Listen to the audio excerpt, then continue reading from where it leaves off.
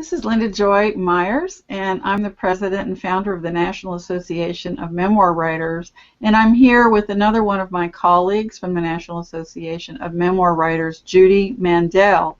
And today, in honor of Mother's Day, we're going to talk about discovering your mother through memoir writing. Welcome, Judy. Thank you, Linda. So we want to tell you a little bit about why we want to talk with you about writing about mothers. Both of us have spent, millions of hours writing about our mothers and discovering a lot of treasures along the way. My book is Don't Call Me Mother, A Daughter's Journey from Abandonment to Forgiveness, which is about 3 generations of mothers who abandoned their daughters, and my journey to understand why and to create a new pattern so that I wouldn't repeat what I discovered to be a very, very unhappy pattern in our family that affected generations of us. Judy, would you please tell everyone what your book is about? Sure, Linda, thank you. My book is called Replacement Child, a Memoir, and it's the story of my growing up as a replacement for my sister who was killed in a plane crash. When a plane crashed into my family's home, actually.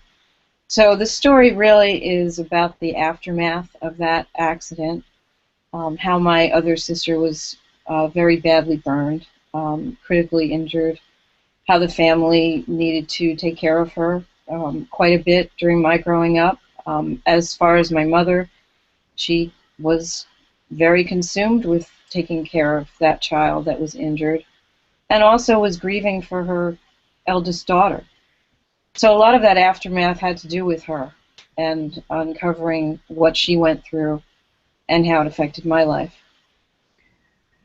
Yes, it's so complicated, isn't it, with families, and we are all affected by the decisions they make, and in many ways we may end up feeling angry or upset or hurt by the decisions they make, and that's certainly a valid feeling. I know in my case I was consumed with curiosity about my mother and grandmother. I grew up with my grandmother. My mother left me when I was 4, and my grandmother left my mother when later, through research, I found out she was about 6 or 7 years old.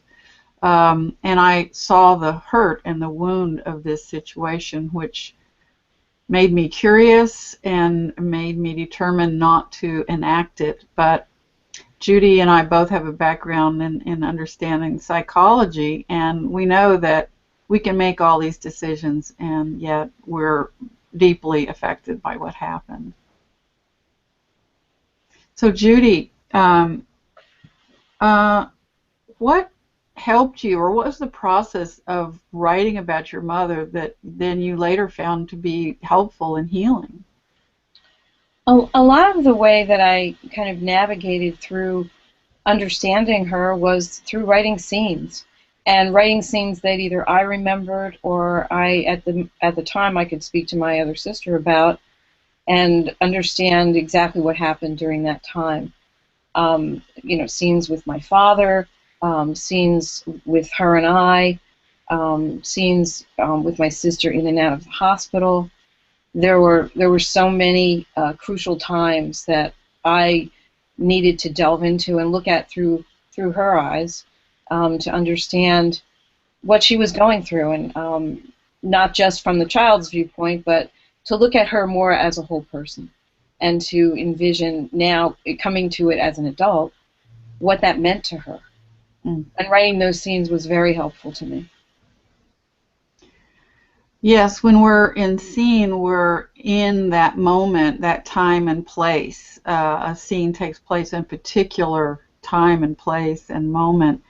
And both Judy and I teach memoir writing, and we're always encouraging people to dip into that scene, go into that place and time, and write from there.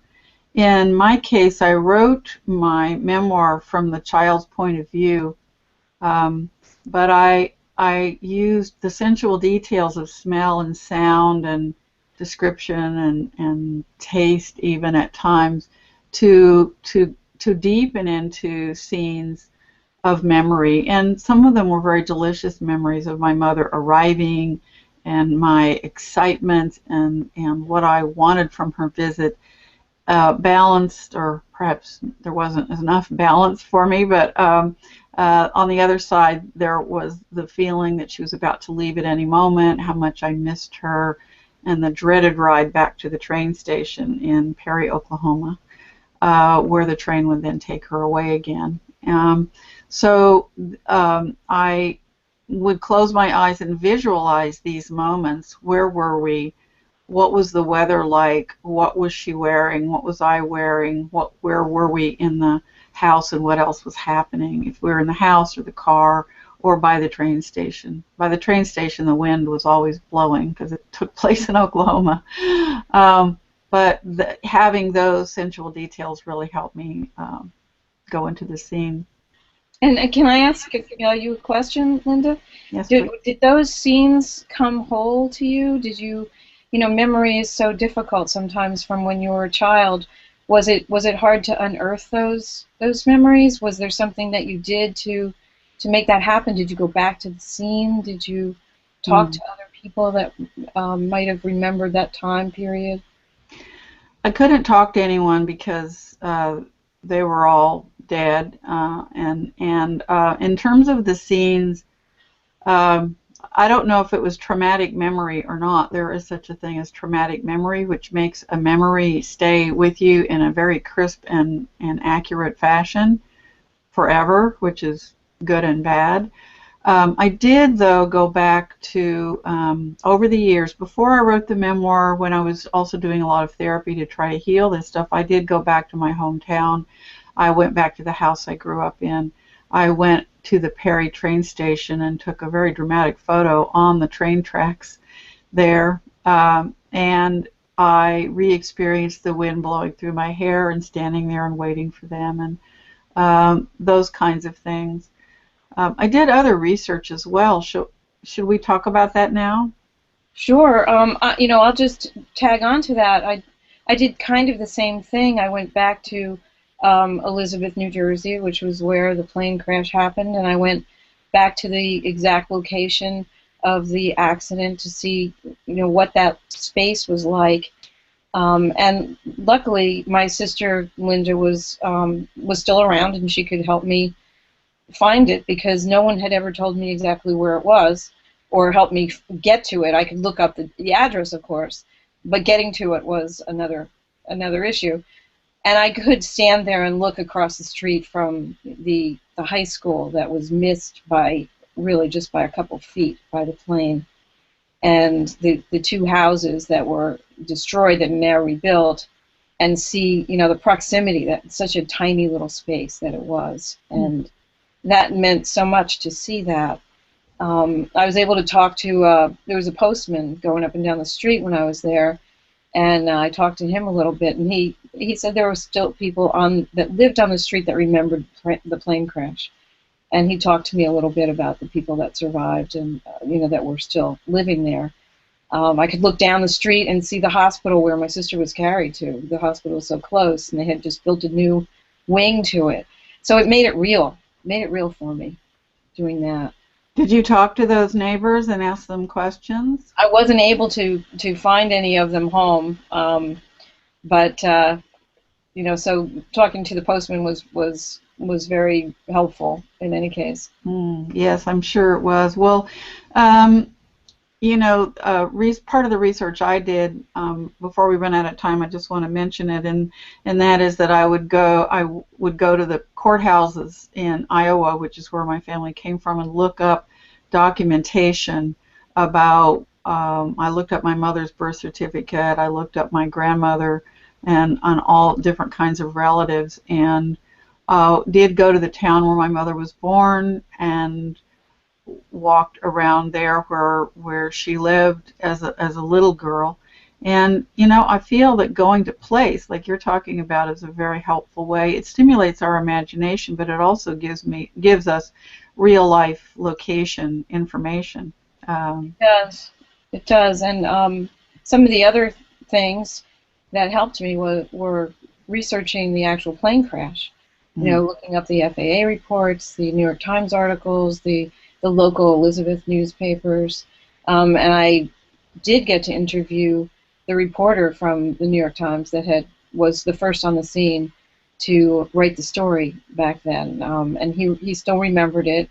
He was well into, I think he was into his 90s by then, and it was one of his first investigative reports that he did. So that was fascinating too, to get a first-hand account. Oh, I bet. I know it's really invaluable research on mothers. The So I'd like to conclude this by talking about the effect that writing the memoir had for me, and also have you share that, Judy. And that is that by writing this memoir about my mother, which included going all the way up to her death, and how I came to forgiveness for her, which was a real gift. I don't think we can know when or exactly how we can find that. It's a process. But all the writing, and of course many, many more pages get written than get in a book, helped me to have compassion for her and my grandmother. And it changed my position to the story to get the book done and published, because I'd been tinkering with it for many, many, many years. And now that book can help other people who have been abandoned or lost or didn't have the kind of mother they wish they'd had. And so I talk a little bit about this whole mother subject in an essay on the Huffington Post that should appear this week in honor of Mother's Day. Judy, what did you come away with? The main crux of what I came away with from writing was how deeply my mother was affected by the loss of her child. And by writing through that, one of the scenes that really comes to mind that I wrote was about when I was born, and how that must have just rekindled her memory for her first baby, and how we were probably very much alike. And of course, I had to imagine this, but from conversations that we had had over the years, I pieced together that scene. I knew that my father had come in and said, "Oh boy, it's a girl," and my mother had fallen asleep before he said it's a girl and thought she had a boy. So I knew those funny little things.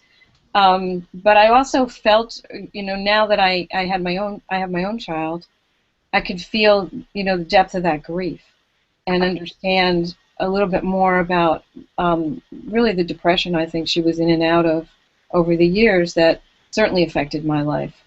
Um, trying to make it better, of course, as a child, everything is on you. Mm-hmm. And for me, it was, make it better for mom. Be the easy one because she has another child who's injured, who is in and out of the hospital that they have to take care of. So that's how it affected my life, even finding out about all this. And I knew she was a strong and brave woman before I started writing this memoir, but this deepened my compassion for her and my understanding. Thank you. Yes, I think that gift happened to both of us. So, Judy, would you please say where your blog appears? You have essays there, and in another online magazine. Would you please share that before we say goodbye?